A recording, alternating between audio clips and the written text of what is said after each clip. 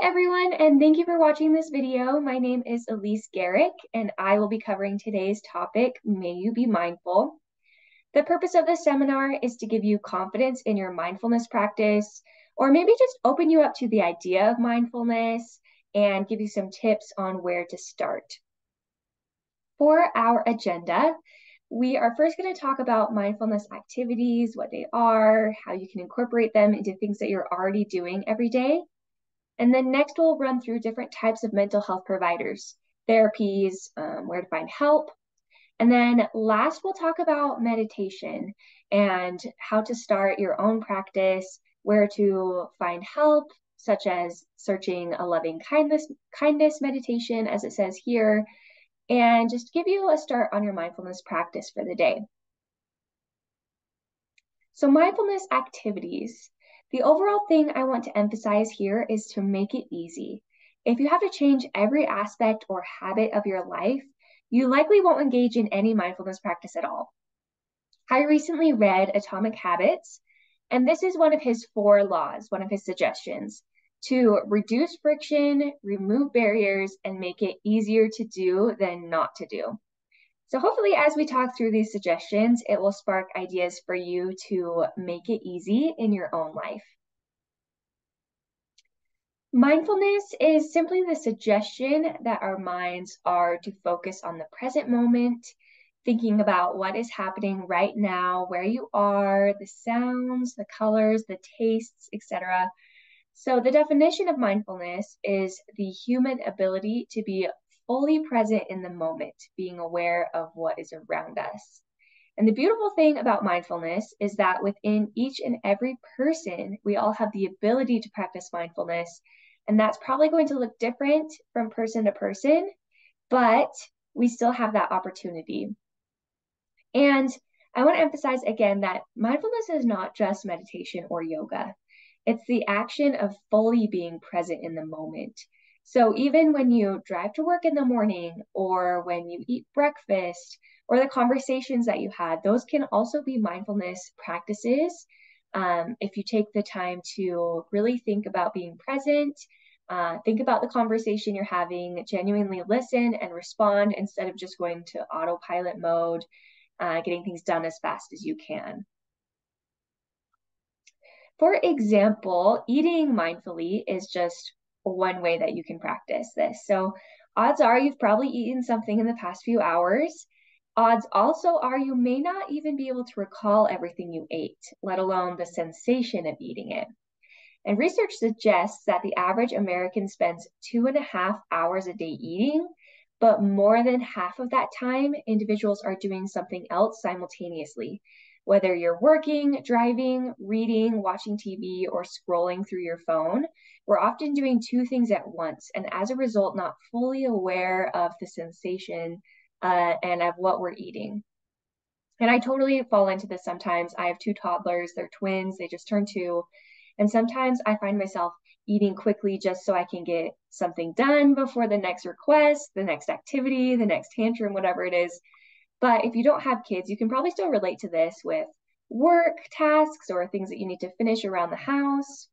So here are some tips that I want to help you practice mindful eating. So eat away from screens and other distractions if possible. Maybe family dinner, you institute no phones at the table, no screens, and you just focus on the conversation. Pause to appreciate the food itself, the ambiance, or the company you share. So think about the sensation of eating. Is it sweet or is it salty? Are you feeling satisfied? Are you still hungry? And that goes along with the next tip, which is continually use your 5 senses. So think about how things taste and how things smell and what you're hearing, what you're seeing around you. Set down eating utensils in between bites to check in with yourself and think again, am I satisfied? Am I still hungry? How is this food fulfilling me? And then focus on the eating experience rather than racing to finish the next meal. So this is something that we all as humans have to do. We have to eat. So we might as well enjoy it, enjoy the experience, make it a mindfulness practice in our day. This here, the five senses exercise, this is a great exercise to use when you're feeling anxious or overwhelmed to get your mind present and ground yourself. It's also simple enough that you can do this with children as well. So before starting this exercise, I want you to pay attention to your breathing. So we just talked about mindful eating.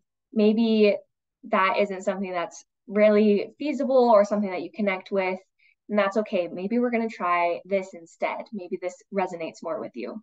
So pay attention to your breathing. Take slow, deep, long breaths that can help you maintain a sense of calm or help you return to a calmer state. And once you find your breath, go through the following steps to help you ground yourself.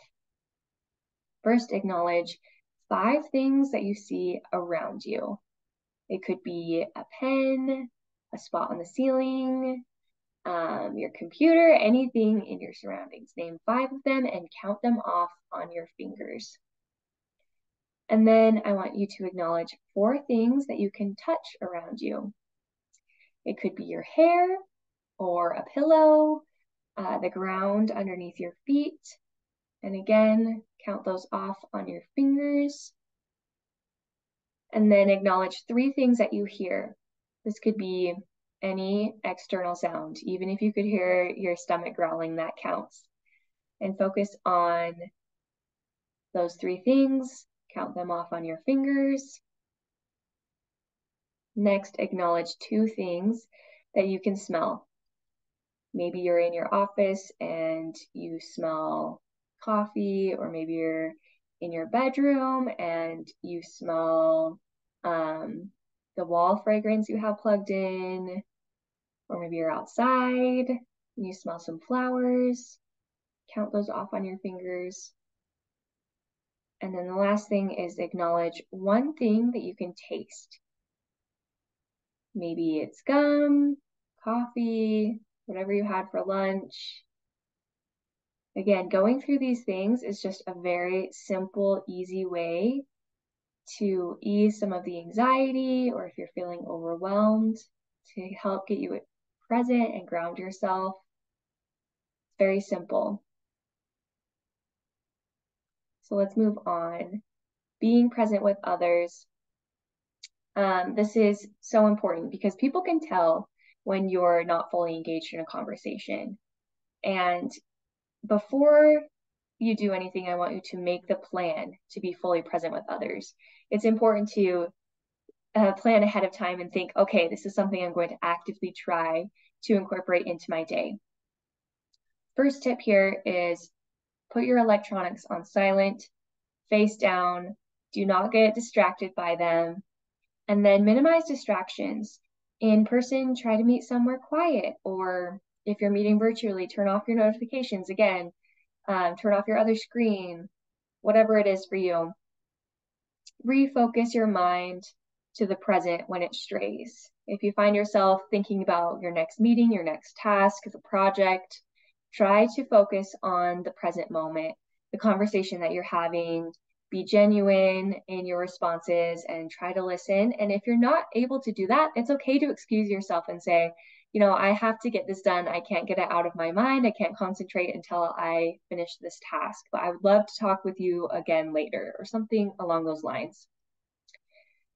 And then just remember that the brain is not capable of multitasking. You're either in the moment or you're not. So instead of trying to multitask because your brain just cannot simply do both things, again, just be present with others, keep that in mind, and think about, how can I genuinely show up for this person that I'm talking to right now? If you don't know where to start, there are some resources that you can request from the GBS Wellness account. So we have a progressive muscle relaxation flyer as well as a belly breathing flyer, and they walk you through relaxation exercises that help you focus on different parts of your body as you're releasing tension in each. That's the progressive muscle relaxation. And belly breathing is an exercise focused on deep breathing. So if you'd like to receive those, then you can email gbs at wellness@gbs.com, and we can send those along, or you can talk to your supervisor, your wellness consultant, and they can get those to you as well. Check out some guided meditations on YouTube. That's a great place to start. And there are so many to choose from. If you're not feeling one that you initially click on, try a different one. Give a few a chance until you find someone that you enjoy, or until you find the flow that you're looking for. You could also try meditation apps like Smiling Mind, 10% Happier, Headspace, or Calm. A lot of these will have free trials that you can use to try them out before you purchase anything and decide if you want to use those apps, if you find them helpful. Again, just some great places to get started. And expressing gratitude is a great way to start your meditation. It gets you in a positive headspace and suppresses distracting thoughts. I like this quote here: gratitude changes the pains of memory into tranquil joy. Weekly gratitude journaling for 10 weeks has been shown to increase optimism, exercise frequency, positive feelings about life, and decrease doctor visits compared to journaling about aggravations. So focusing on the positive can be really beneficial. And again, just a great way to start your meditation to get you into that positive headspace. A few prompts here just to get you thinking if you're not quite sure what to journal about. Think about what touched me today, what made me smile today, who or what inspired me today, what's the best thing that happened today. You could even just write down 3 positive things that happened every single day. Or you could try to use an app, like a 5-minute journal app, or Day One is another great place to start, and they will give you prompts every single day that you can fill out in your journal. So how do you apply this to the workplace? It's important that we're able to use some of these strategies and techniques when we really need them. So if we're feeling extra anxious or overwhelmed in the office, we might not have the space or be able to completely meditate at our desk, but there are some of these things that we can do while we're in the office. For example, that 5 senses exercise is something very simple that you can do on your own. It doesn't take a lot of time and it doesn't take a lot of space. So that's one thing you could do. Also, breathing before answering the phone or an email and tuning into your body.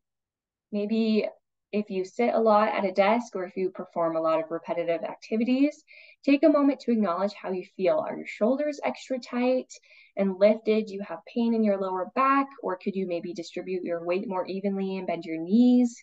Or do you need a break? And then utilize that technique of breathing, whether it's before you answer a phone or email or something stressful, or if you just need to take a few deep breaths and calm yourself down, that is a very helpful and useful technique. With your one-on-one with managers or a team member, set aside the time to be present and make sure that you plan. So set aside some time at the start of the week to look through your upcoming meetings and appointments and plan. If you don't remember that you have a one-on-one with your manager until you get that 15-minute notification on your calendar, then it's harder to feel present because you feel like you were scrambling to prepare beforehand. And just in general, if you do not have a plan to make it happen, to take a break, then it's a lot less likely to happen. So plan to take those deep breaths before a phone call or email. Try to write a sticky note and put it on your desk until it becomes a habit. Tune into your body like we talked about. Take breaks when possible, whether that's taking a lap around the building, taking a few deep breaths, and then plan, plan, plan. Those are my tips here. So let's dive into the different types of therapies and providers available. We have a behavioral health specialist on our team that can provide additional insight on this section for people who have detailed questions, but I'll just be providing a very brief overview. So there are a lot of different types of therapy. I'm going to run through them here.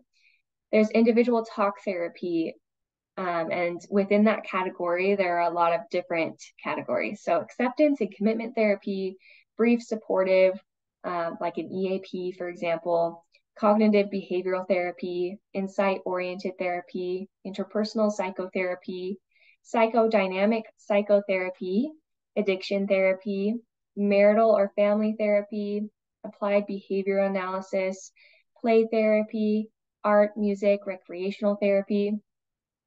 And I wasn't aware of all of these options before preparing for this presentation. So maybe this will kind of trigger some of you to think through your therapy options. Know that if you're not feeling connected to a certain type of therapy, that there are a lot of different providers as well as types of therapies that you can try. So talking about providers, it can be really confusing if you don't know where to start. Look at all of these different options. So you may not have heard of all of these types of providers before, but be sure to do your research and think that it's more about the connection you have with your therapist rather than the certification or degree that they have. So as we run through these, just know that there are so many options. If something stands out to you, then you can do a little extra research, or just maybe this is a heads up for you to just be aware.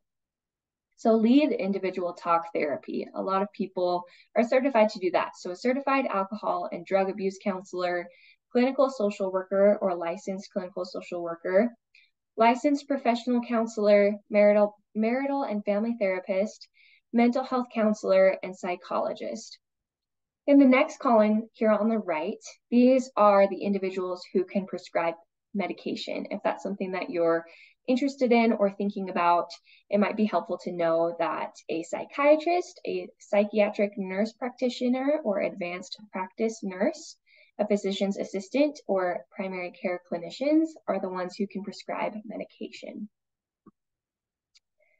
Getting into and staying in therapy.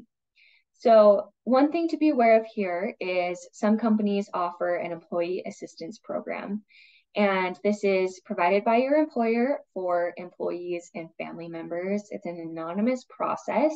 So if you are going to look into your EAP, no one at your work will be notified that this is something that you're doing. And it's usually considered a short-term therapy. So for instance, some places will have a session limit. Maybe you'll have 5, for example, per topic or issue. So if you're going to meet with a therapist, you have 5 sessions to talk about a specific issue. And then if something else comes up, you have 5 sessions to talk about a different issue. So that's something to be aware of and look into. You also have the insurance or self-pay option. Psychologytoday.com, if you use the find a therapist function, is a great place to start. You can filter by gender, by certification, by location.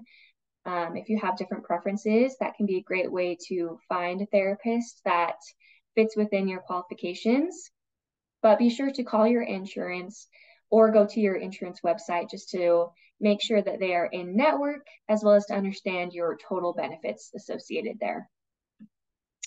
Once you are in therapy, know that it is a process.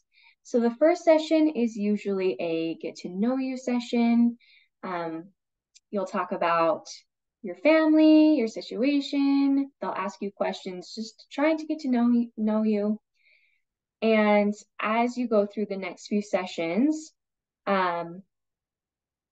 I would say give it 1 or 2 sessions, again, because that's when you are spending time getting to know each other.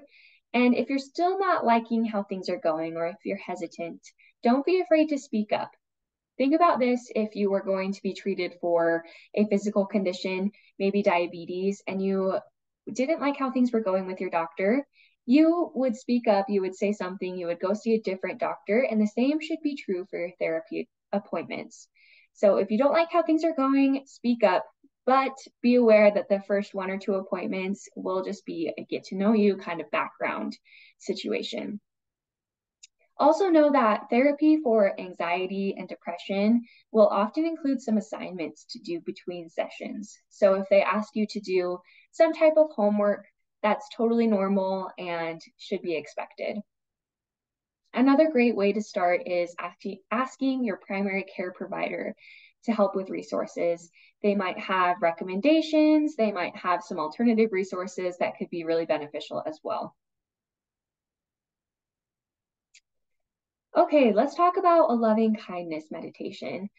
What I want to focus on here is less the actual meditation, because I want to recommend that you find a meditation that works for you, whether it's running through something that you see on YouTube or those apps that we talked about. But I want to talk about self-compassion. So as you take the time to meditate and add mindfulness practice into your day, it's important that you think about yourself and give yourself some compassion. It can be hard for people to develop this sense of self-compassion, and it's an important aspect of mindfulness. Just trying to be your best to become better, be truthful with yourself, and loving and compassionate and kind. Maybe your day didn't go how you were planning, and that's okay. But as you do your mindfulness exercise, you don't need to beat yourself up or focus on those negative things, but you need to give yourself some credit while also giving yourself some room to grow. So, just again, think about some of these statements here. Become more human, truthful with yourself, loving, compassionate, kind to oneself, and all other human beings. And this takes practice. It's not always easy. So as you go through your mindfulness exercise, because that's what I want to encourage you to do now, is to practice after you finish watching this video, whether again it's on an app or something you find on YouTube, or you go through the 5 senses exercise we talked about earlier. I want you to practice having some self-compassion. I also want to remind you of how easy it is to add some of these things into your day. So whether it's on your drive to work, think about what you saw, what you listened to, what you thought about during breakfast. Did you pay attention to the different tastes of your food, or is that a goal you have for tomorrow? You want to remember and pay attention to the different tastes that you experience during your breakfast. Or even in your conversations, were you fully giving your attention to the other person, or were you multitasking on your computer or phone, or distracted thinking about the next thing? So again, it can be very easy to add some mindfulness exercises into your day through some of the activities that you complete on a regular basis. Lastly, I want to mention some resources/action items. And my first one here is to practice, practice, practice. As soon as you finish this video, look up a mindfulness exercise or meditation and run through that. Also, try to make it manageable. There are 1,440 minutes in a day. 1% of your time is just 14 minutes. So commit 1% of your time for the next 30 days to practicing resilience, mindfulness, heartfulness activities, or make it even smaller. Make it 2 minutes a day, whatever is manageable for you. Some additional resources beyond the apps and videos that I mentioned would be some books. Peak Mind, Find Your Focus, Own Your Attention, Invest 12 minutes a day is a great place to start. It gives you very actionable items to follow. And then again, some apps, Headspace, Calm, the mindfulness app are great ways to start if you're still feeling a little lost. So thank you so much for watching this video. I hope that you found some of these resources and strategies helpful. Again, if you have any questions, feel free to email wellness@gbsbenefits.com and we'll be happy to help you.